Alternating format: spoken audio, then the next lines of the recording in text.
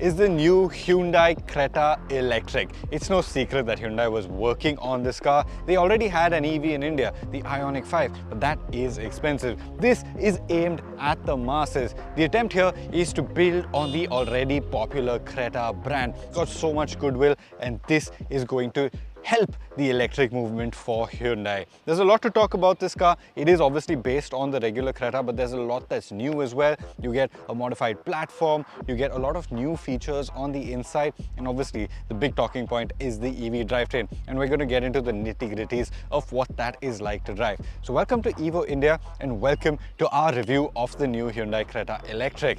Before we go ahead though, make sure you like this video, subscribe to the Evo India channel, and leave a comment down below. Electric or petrol, what's your pick in the Hyundai Creta range?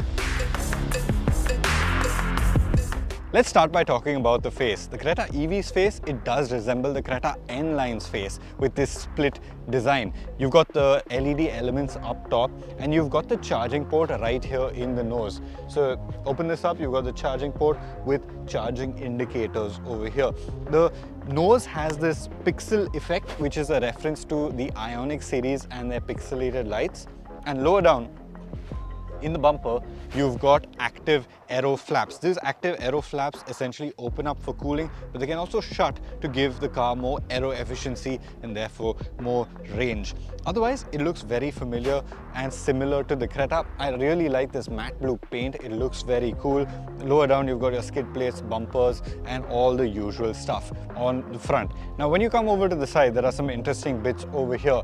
You don't have any badging to reference the electric on the side. Usually you would have something over here, but the Creta's kept it clean and simple. What you do get is 17-inch aero optimized wheels to help with efficiency, and you get low rolling resistance tires. Ground clearance has been improved. 200 mm is the ground clearance right now, but if you look underneath the car, you'll actually see the battery very prominently sticking out of the bottom. It does look very concerning, but it's nothing to be concerned about. There is proper protection at the bottom, plus you've got 200 mm of ground clearance, which is more than adequate for our conditions. And things continue to be familiar at the back. You've got the C-pillar element that's very identifying of the Creta, and you've got tail lamps exactly like you get on the standard Creta. You do get an electric badge at the back, and you get this pixelated element in the bumper along with pixel lights, but that really is the only differentiation at the rear. What I really like about the Creta Electric is that it isn't trying to be different for the sake of being different. The new Creta's design really works, and it sort of inherits that and tweaks the minor things without changing anything too drastic. This looks exactly like you'd expect a Creta to look, and that's a good thing. Come from the outside to the inside, and you'll see there's a lot of familiarity in here, but there are some critical differences as well. Let's start with the screens, exactly like you get in the Creta, but the graphics on this are new. You get EV specific graphics, and in the infotainment screen, you get EV specific functionalities as well. So you have this EV menu, which shows you about the battery, the charge, the range, and all of that. You can also have your V2L functionality from in here, and you can also search for chargers and pay for charging from the screen itself, which is pretty cool. Very obvious thing that's new is the steering wheel. This is a new 3-spoke steering wheel. You've got no Hyundai badge on the nose, but you've got these 4 dots, which is the H letter in Morse code. You've got your steering mounted controls and all of that stuff. That doesn't change. Your gear shifter, again, no gear shifter here. You don't even have a rotary dial, but like the Ioniq 5, you get a little twist stalk on the right hand side of the steering wheel. Very nicely done. Another big change is this section. Because the gear stick has moved here, it frees up a lot of space on the center armrest. You've got your wireless phone charging tray here. You've got a really deep cubby hole with a light in here, and this floating tray with your controls and your cup holders up over here. So this area has been freed up in terms of room, but it's very obvious that this is still an ICE architecture. You still have this big center tunnel over here, and that hasn't gone. All of the equipment that you get on the Creta is obviously there on this. So you have your dual zone climate control, you have your drive modes, ventilated seats, Bose audio, panoramic sunroof. None of that changes, but you do get some additional stuff as well. Like you get this cool storage box over here along with a cool glove box. Your driver as well as passenger seat are electrically adjustable, plus you get a memory function like you get on the Alcazar as well. Another cool feature is the fact that the front passenger seat gets buttons on the side, so you can adjust the seat from the back seat itself. So when you're sitting there, you have access to these buttons over here and you can move the front seat out of the way. Also worth noting is that the seat upholstery is now made of sustainable materials. Step into the back seat, knee room is adequate. The driver's seat is set to my driving position. I have a couple of inches of free knee room. Point to note, you do get these tray tables now and they are pretty convenient. You can put your phone into them, they have a slot for that. They even have a little cup holder over here, so very functional, but they do eat into knee room just a little bit. A few of knee room is cut by them. Headroom adequate despite this having a panoramic sunroof, and under thigh support, which is the big concern for EVs, is all right. What Hyundai have done is, despite the floor rising up, you've got a seat that has been adjusted. So the seat has been angled backwards, so you sit a little bit deeper into it, and the seat squab has been worked on a little bit. So you do have a little bit of under thigh support. I would have liked a little more, but at this position, I can tuck my feet underneath the seat in front of me and I am reasonably supported. Apart from that, you've got, like I said earlier, your boss mode functions, you've got your sun blinds, you've got adjustable headrest for the corner passengers, you've got this armrest with more cup holders over here, and you've got USB Type-C ports along with AC vents in the back seat. And lastly, you get a 3-point socket over here underneath the seat. This is part of the V2L capability of the car, and it should make charging something like a laptop or a mobile phone a lot easier. Let's also talk about boot space. The Creta has a 433-litre boot, the Creta EV 433 litres. The batteries are all in the floor. There's no hump in the boot section, so this space hasn't changed. Plus, you get a frunk. To access the frunk, you need to pop the hood, get this up here, and you've got a box underneath the hood with 20 litres of storage in here. You're not going to be able to fit any bags in here, but smaller knickknacks, maybe your shopping, all of that stuff can easily fit in the frunk if you needed to. Okay, so what's the Creta EV finally like to drive? First things first, when you sit in the driver's seat, the overall impression of silence really gets you. All this time, the Creta has always had a petrol engine or a diesel engine, and now you're sat in the same car. It looks the same from the outside, it looks the same from the inside, well, almost the same, but the drivetrain feels completely different. Even starting the car up, you punch the button on the side, and then to get into drive, you twist that knob. It's a very different interaction, and once you start rolling, that's when that silence really hits you. But silence is a facet of every EV. There's so much more to an electric drivetrain than just silence. The battery, for example, you get two battery options on the Creta EV. A 51.4 kilowatt hour battery, that's the one we're driving, is the larger battery option. There's also a smaller one at 42 kilowatt hours. Now, the reason for the split will obviously be for price competitiveness. The battery is the most expensive part of the car, and having a smaller battery would just allow Hyundai to bring in the Creta EV at a much more attractive entry price point. And I'm sure there will be buyers who have maybe a hyper urban use case and want a Creta EV just for the city and don't mind the compromised range. Which brings me to the range. The larger battery has a 473 kilometers claimed range, but this is claimed on the MIDC cycle, and we all know the MIDC cycle is way off the mark when it comes to real world figures. My suspicion is that real world figures could hover between 350 to 380 kilometers, and of course EVs are very sensitive to driving mannerisms and driving input. So you drive it gently, you drive it easy, you drive it on highway roads, you use the regen sensibly, and you will get good range. But if you start pushing it hard, you may get something just over 300 kilometers as well. But again, this is just initial impressions. We've not driven the car too long. We will do a full range test once we get the car in Pune for a longer period of time and hopefully have some more insights into the range. The 42 kilowatt hour will obviously be less than this. I don't have that car on test, so I'm not going to comment on the range of that car just yet. Power outputs also differ from car to car. So this one, the larger battery car, has 169 bhp, whereas the 42, the lower battery capacity car, has 133 bhp. Now, Hyundai hasn't released stock figures of the cars just yet. Now, what's interesting is Hyundai is not new to building electric cars. The Ioniq exists. The Kona existed long before that.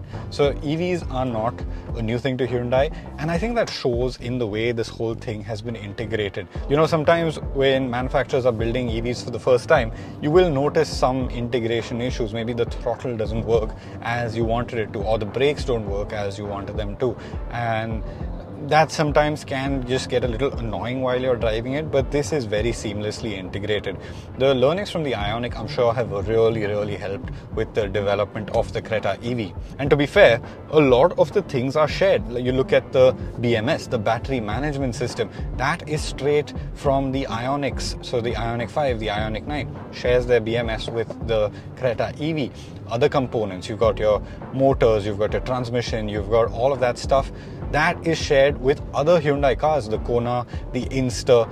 You've got a lot of know-how and components within the extended Hyundai family, and all of that has been drawn upon to develop the Creta EV.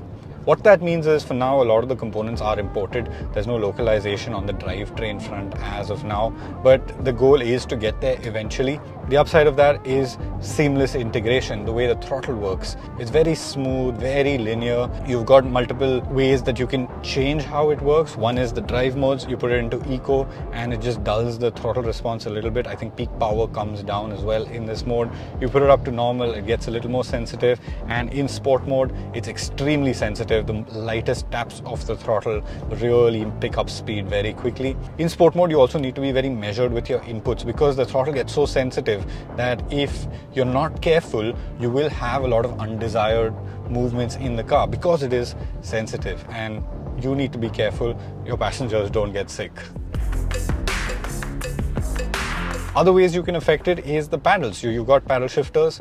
The paddle shifters, they effectively adjust the regen mode. So you can go to mode 0, which is coasting under off throttle conditions, and you can dial it up through 1, 2, 3, with 3 being the higher ones. And then you have a max mode, which is the one pedal mode. That has really aggressive regen, and it'll even bring the car to a halt. So in one pedal driving mode, your throttle pedal has a range of travel. The initial part of the travel is where it's decelerating, and the later part of the travel is where it's accelerating. There is a neutral point at some point in the travel of the pedal, and the more you lift off, the faster, the more aggressive the deceleration is. Now, if you're used to driving EVs, this is not new to you. A lot of global EVs have this, previous Hyundai EVs have had this, so it's not new, but it's great to see that the Creta is getting all of the tech and the know-how from Hyundai's global EVs. Of course, we have to talk about performance. When it comes to EVs, performance is one of the bigger highlights, and it feels quick. You can be cruising along at a steady pace, 80 kilometers an hour, your average speed on a highway, and you step on it, and it does pick up speed very confidently, even in normal mode. You know, you dial it up to one of the most sporty drive modes, sport mode, and again, it picks up speed very nicely. It's not a sudden burst. The way they've engineered the torque curve, they have a little bit of linearity into it, even in the more aggressive drive modes, but it's a nice feeling because you do get a very confident shove from the motor pulling you forward. Now, what about ride and handling? Let me start with this. The Creta EV is 200 kgs heavier than the standard ICE Creta. So you've got a 200 kg weight penalty. That is going to play a role in terms of dynamics. You're also running low rolling resistance tires, and all sorts of stuff has changed. To counteract most of these things, you've got stiffer suspension. So the suspension has been tuned to deal with the weight a little bit better. If you had the same soft suspension, you'd have a saggier ride height, so ride height would go down, and also it just wouldn't be able to manage the weight of the body as well. But they've stiffened up the suspension a little bit, and what that means is you do have good body control. I was really impressed with the high-speed ride quality. We're in Chennai, we're driving down the ECR. It's a really nice flat highway that runs along the eastern coastline, and the way it deals with speed was very impressive. You could get it up to 80 kilometers an hour, 100 kilometers an hour, and even beyond without any trouble. It stays planted, it stays flat, you feel very confident behind the wheel, and the lack of an engine and the effortlessness with which it picks up its speed gives it a real sense of effortlessness. Earlier Cretas would have felt a little strained, like pulling to triple digit speeds that aggressively, but the Creta EV brings a lot of that effortlessness, a lot of that broad-chested, I've got a lot of performance under the skin feeling. And that's nice on the highways, because our highways are, well, there's a lot of slow traffic on it, there's a lot of heavy traffic on it, and when you're making quick overtakes in an EV, it's just snappy. You just point and shoot and you're done with your overtake. It's really impressive. Has ride quality been ruined because of the stiffer suspension? Not at all. I think there is a slightly firmer edge when you're going over certain kinds of bumps, but at no point does it feel uncomfortable. This road is fairly good, so we've not really explored the proper bad roads just yet, but it isn't going to affect comfort negatively in any way. The comfort is there. It's still a very comfortable car. The Creta always has been comfortable, and that continues with this change. Handling.